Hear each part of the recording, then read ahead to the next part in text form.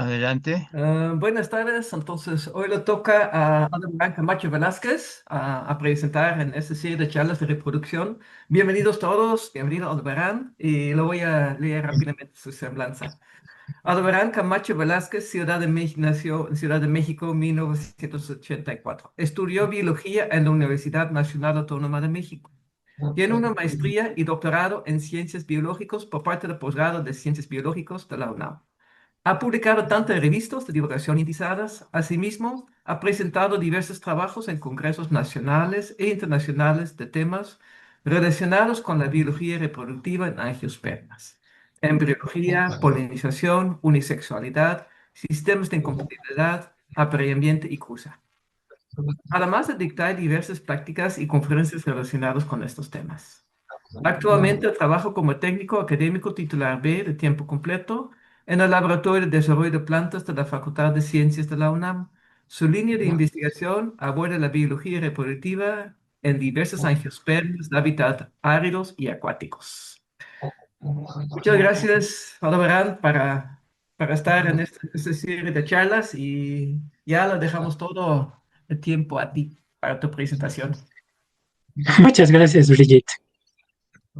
Bueno, el tema de la presentación es sistemas reproductivos y polinización. Como sabemos, las plantas tienen dos estrategias de reproducción, la sexual y sexual. Esto les permite, por una parte, colonizar grandes extensiones rápidamente y generar diversidad genética.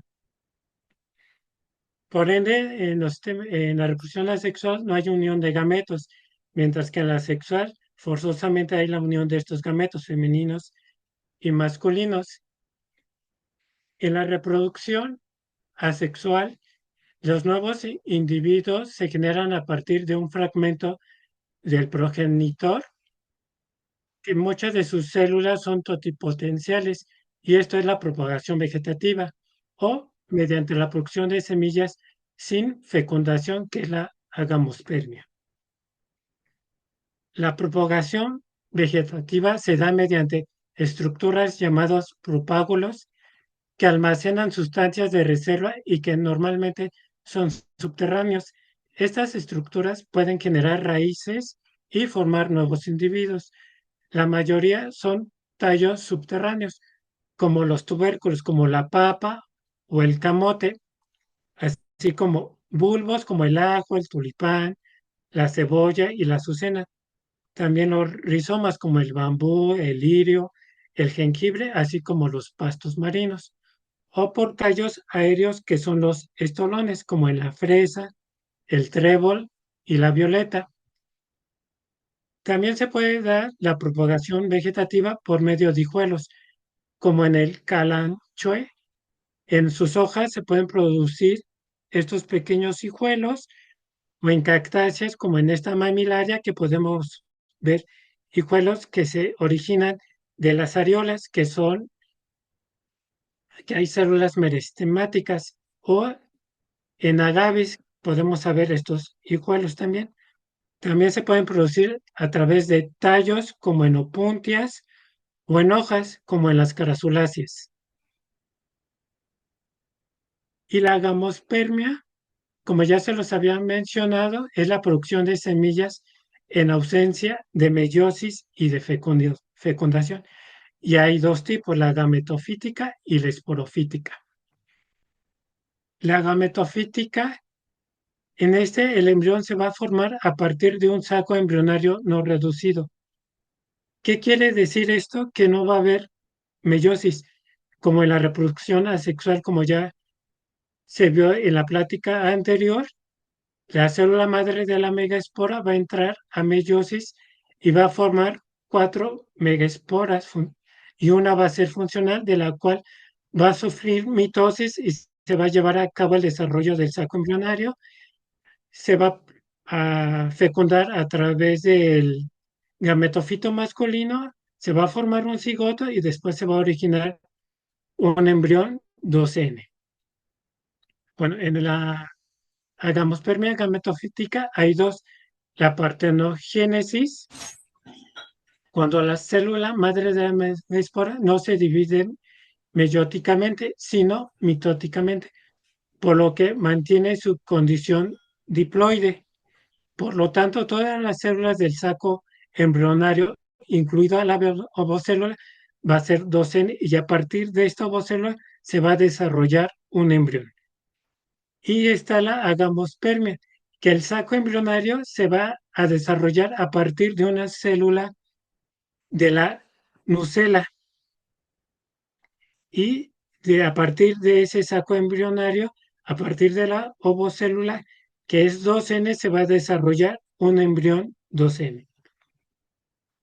Y está la gamospermia esporofítica.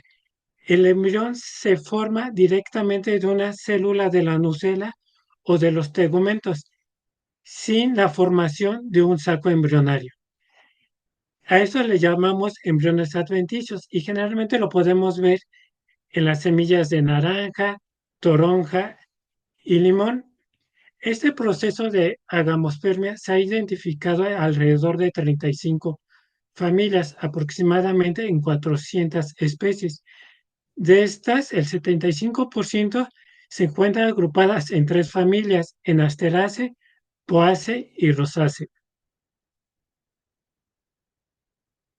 Por ende, las ventajas de la reproducción asexual tenemos que es asegurar la descendencia adaptada a un ambiente ya determinado. Con respecto a la gamospermia, es poca la inversión energética para la producción de semillas. Excluye las complicaciones asociadas a la reproducción sexual, es decir, a la polinización, a la germinación del grano de polen, al crecimiento del tubo de polen y a la fecundación. Las desventajas es la reducción de la variabilidad genética, poblaciones más vulnerables a cambios drásticos en el ambiente y poblaciones incapaces de colonizar nuevos ambientes. Bueno, con respecto a la reproducción sexual en angiospermas, como sabemos, la flor es la unidad estructural y funcional especializada en la reproducción asexual, ya que porta los órganos masculinos y femeninos. Las flores está implicada en los fenómenos de polinización y fecundación y por tanto en todos los sucesos que conducen a la formación de semillas y frutos maduros. La manera cómo y con quién se van a unir los gametos para efectuar la fecundación se le conoce como sistemas de cruza. Y hay tres tipos. La autocruza, cuando el polen se deposita en el estigma de la misma flor o en el estigma de otra flor, pero del mismo individuo. Germina el grano de polen, está el crecimiento del tubo polínico y la fecundación. El otro es la entrecruza, cuando es el polen de una flor se va a depositar en el estigma de otra flor, pero de otro individuo. Se va a llevar a cabo la fecundación. Y el mixto, que es la combinación de los dos anteriores. La manera en cómo y con quién se unen los gametos determinará las características genéticas y la adecuación de la descendencia. ¿Cómo se evalúa los sistemas de cruz? A través de polinizaciones controladas. Tenemos el control que únicamente vamos al campo y marcamos flores. Y la autocruza manual únicamente autopolinizamos y embolsamos para excluir a los visitantes. Y la autocruza natural, lo único que hacemos es embolsar a la flor y la entrecruza manual, que es donde emasculamos para evitar la autocruza y colocamos polen de otra flor y embolsamos para excluir a los visitantes. Y la apomixis, lo único que hacemos es enmascular y embolsar. Y entonces, dependiendo de si hay formación de semillas y frutos a través de autocruza o entrecruza, ya vamos a decidir si esta especie lleva a cabo la polinización cruzada exclusivamente o autocruza o presenta un sistema mixto. Las ventajas de un sistema de autocruza es asegurar la fecundación, menor gasto energético, evitar la combinación con genotipos mal adaptados. Las desventajas es la baja diversidad genética, la poca heterocigosidad de las poblaciones, vulnerables a cambios drásticos en el ambiente y pueden presentar depresión por endogamia. Las ventajas del entrecruz es la alta diversidad genética, aumenta la heterocigosidad de las poblaciones y un exitoso en el ambiente heterogéneos.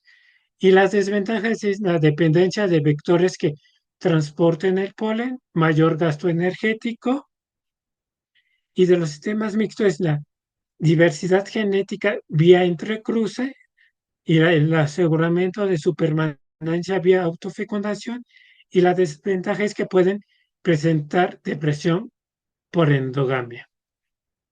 Los sistemas de entrecruz están íntimamente relacionados con los sistemas de apareamiento, con los sistemas sexuales, los sistemas de incompatibilidad y con la biología de la polinización.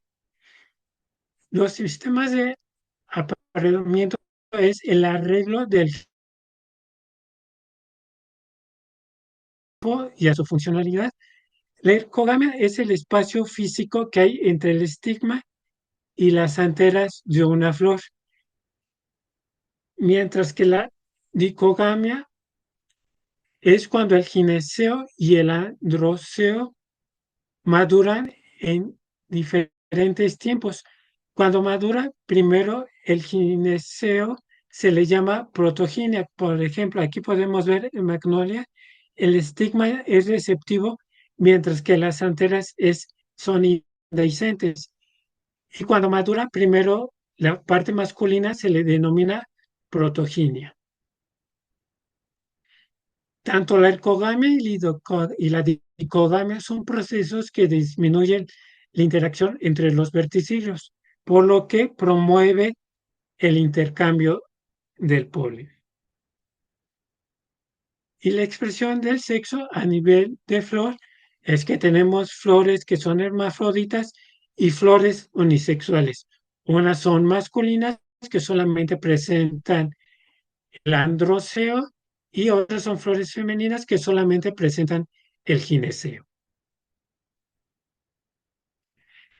En 1977, Cruden postula dos métodos para evaluar los sistemas de apareamiento: el índice de entrecruza y el cociente polen-óvulos.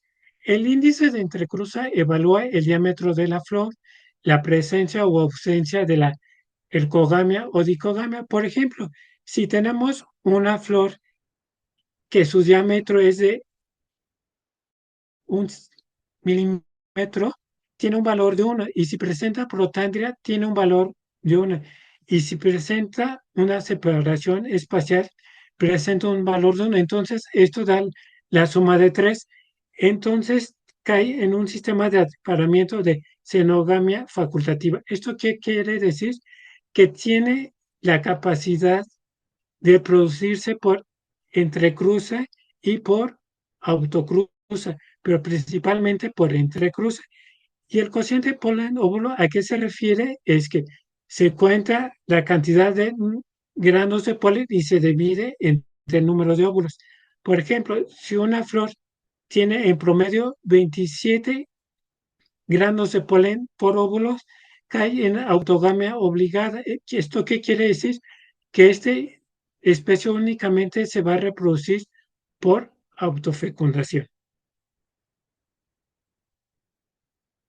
El sistema de apareamiento principalmente tiene que ver con el tipo de polinización, ya sea autopolinización o polinización cruzada, más que con qué y cómo se va a dar la unión de gametos. Por lo tanto, el sistema de apareamiento es una aproximación al sistema de cruza. Por otro lado, los sistemas sexuales es la forma en la cual los órganos sexuales se depositan funcionalmente en los individuos de una población. Entonces, tenemos poblaciones que son hermafroditas, poblaciones monoicas y poblaciones dioicas. Y tenemos la diversidad de estos sistemas. Entonces podemos tener poblaciones que son ginomonoicas, por ejemplo, que en un individuo vamos a encontrar flores hermafroditas y flores bisexuales y flores femeninas, perdón. O en el caso de el androdioico, que tenemos poblaciones que va a haber individuos únicamente masculinos e individuos hermafroditas. Y los sistemas de incompatibilidad es un mecanismo genético bioquímico del reconocimiento y rechazo específico de polen. Este sistema está controlado genéticamente por el locus multialélico S y hay dos tipos, el gametofítico, el cual se va a dar la detención del crecimiento de tubos polínicos a nivel del estilo. Entonces el reconocimiento se da entre los tejidos del estilo y el tubo polínico. Y tenemos el esporofítico, que se da el rechazo a nivel del estigma. No va a haber germinación de los granos de polen. Este reconocimiento se da por el estigma y la cubierta externa de los granos de polen. Ahora entramos a la polinización. La polinización es la transferencia del polen desde los estambres hasta el estigma. Hay dos tipos de vectores que transportan el polen. Los bióticos, que son a través de animales, y los abióticos, que son a través del viento o por el agua. Los atributos florales, como son la forma, el color, el tamaño o el olor, están asociados a la atracción de un, de un cierto, de ciertos animales. Y estos atributos generalmente están asociados con la presencia de recompensas como el néctar, polen, aceite, resinas y fragancias. El conjunto de estas características, incluidas las recompensas asociadas a la atracción de un cierto grupo funcional de animales, se denomina síndromes de polinización. Asimismo, ciertas características florales se asocian a un cierto vector abiótico. Por ejemplo, en la polinización abiótica tenemos la anemofilia, que es la polinización por viento. En esta las flores son diurnas, no presentan aromas ni recompensas, son, presentan espigas, el estigma es plumoso, generalmente se da en gramíneas, como podemos ver aquí en los ejemplos. Aquí podemos ver esto que parece como polvo, son granos de polen que están siendo dispersados por el viento. Y tenemos la hidrofilia, que es la polinización por agua. Las flores generalmente son diurnas, no presentan aromas ni recompensas. Esto se puede ver en Zostera marina y en Valisneria spiralis. En esta última especie, las flores son flotantes. Las flores femeninas permanecen unidas a la planta a través de un largo pedúnculo, mientras que las flores masculinas se desprenden. Son estas pequeñas que podemos observar aquí y son llevadas por las corrientes de agua o el viento hasta las flores femeninas para llevar a cabo la polinización. Generalmente hay una amplia diversidad de polinizadores animales, como tenemos abejas, moscas, hormigas, mariposas, aves, polillas, murciélagos, escarabajos, pequeños roedores, reptiles, y también tenemos crustáceos y poliquetos que ayudan a la polinización en pastos marinos. Por ejemplo, en la polinización biótica, la melitofilia es la polinización por abejas. En esta las características florales es que son de color amarillo, azules o moradas y presentan aromas dulces y presentan recompensas como néctar y granos de polen. Y las flores presentan plataformas de aterrizaje para que las abejas lleguen a esta. Otro ejemplo es la quiropterofilia, que es la polinización por murciélagos. En esta las flores abren durante la noche, son de colores blancos, púrpura, verdes claros o de color crema. Sus flores son de gran tamaño y presentan como recompensa grandes cantidades de néctar y granos de polen. Como podemos observar aquí en los sistemas de síndromes de polinización, nos dicen que hay características específicas a cierto polinizador, pero en la actualidad se ha observado que una flor puede ser polinizada, por ejemplo, en el caso de flores de cactáceas columnares, su principal polinizador son murciélagos, pero también pueden ser visitados por polillas, por abejas. Pueden estos dos últimos llevar una polinización. Por eso se le llama polinizador eficiente, que es el efecto que tiene un polinizador sobre la adecuación de la planta. ¿Esto qué quiere decir? La cantidad de formación de semillas que va a generar un visitante. Y hay varias variables para calificar a estos polinizadores, que es el comportamiento, el número de granos de polen depositados en el estigma, el número de granos de polen transportados por el polinizador. A esto es lo que le llamamos carga de polen. El número de flores que visita, la cantidad de frutos producidos y la cantidad de semillas producidas.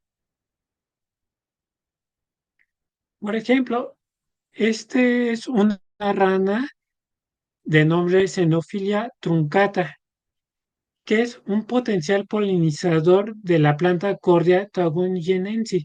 Esto es en Brasil. Lo que aquí observaron es que la rana se mete adentro de la flor para ingerir el néctar y lo único que ellos han observado es que a la rana se le adhiere granos de polen y que después esta rana visita otras flores. Pero estos investigadores no capturaron a la rana para hacer el conteo del grano de polen, si los estigmas a los que visitó esta ranita hicieron el conteo de los estigmas, tampoco observaron si estas flores que fueron visitadas por estas ranas hubo formación de flores, de frutos o de semillas. El 80% de las plantas silvestres y el 75% de los cultivos requieren la polinización por un animal.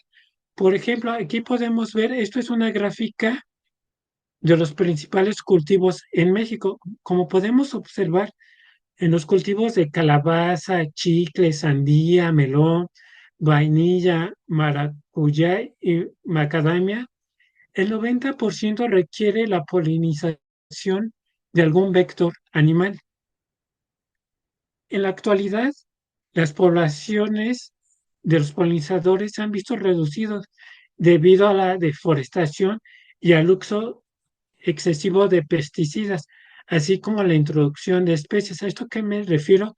A la introducción de especies como Apis mellifera, que es una especie que viene de África, que desplaza a los demás polinizadores, a enfermedades de los polinizadores y al cambio climático. Todas estas estrategias reproductivas tienen como fin el reclutamiento de nuevos individuos, asegurando el mantenimiento y la permanencia de las poblaciones. Bueno, esto es todo. Gracias por su atención.